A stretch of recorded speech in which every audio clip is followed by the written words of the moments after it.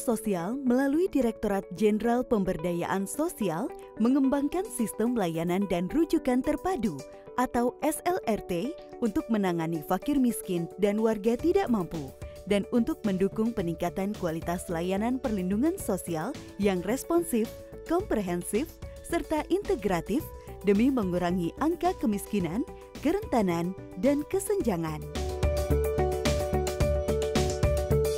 Secara khusus, SLRT memiliki sejumlah tujuan.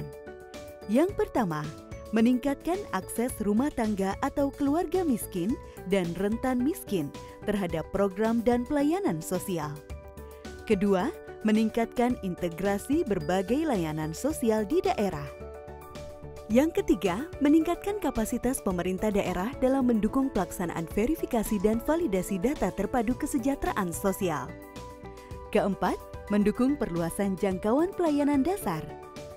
Kelima, memberdayakan masyarakat untuk lebih memahami hak-haknya terkait layanan dan program perlindungan sosial dan penanggulangan kemiskinan.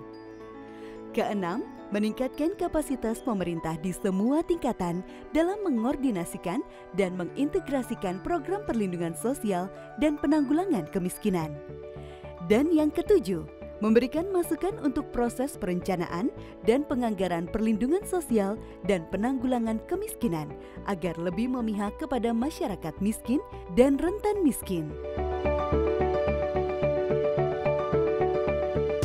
Adapun sasaran pelaksanaan SLRT adalah perseorangan, keluarga, kelompok dan/atau masyarakat yang masuk kategori fakir miskin dan orang tidak mampu, serta pemerlu pelayanan kesehatan sosial atau PPKS.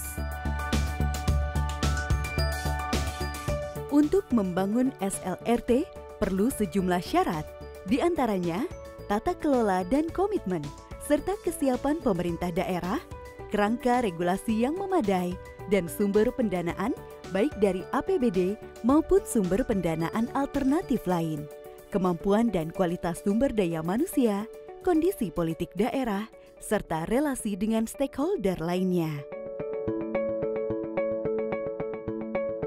SLRT memiliki 5 fungsi utama.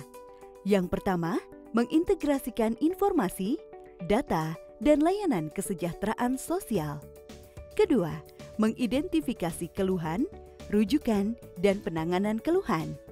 Yang ketiga, melakukan pencatatan kepesertaan dan kebutuhan program. Keempat, mendukung penerapan standar pelayanan minimal bidang sosial. Sedangkan kelima adalah membantu pelaksanaan verifikasi dan validasi data terpadu kesejahteraan sosial melalui Sistem Informasi Kesejahteraan Sosial Next Generation atau 6NG. Kelembagaan SLRT terdiri atas kelembagaan koordinasi dan kelembagaan pelayanan. Kelembagaan koordinasi di tingkat pusat berada di Kementerian Sosial.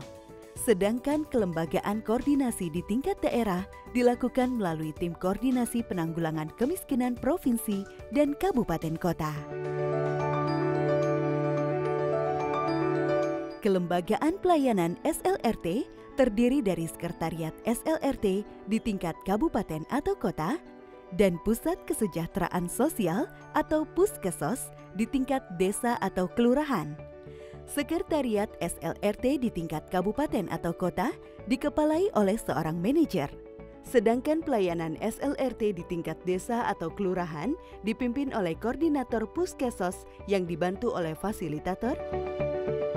Dalam menjalankan layanannya, petugas front office dan back office di sekretaris maupun Puskesos, fasilitator, supervisor, hingga manajer menggunakan aplikasi 6SLRT yang bersifat online untuk efisiensi kerja.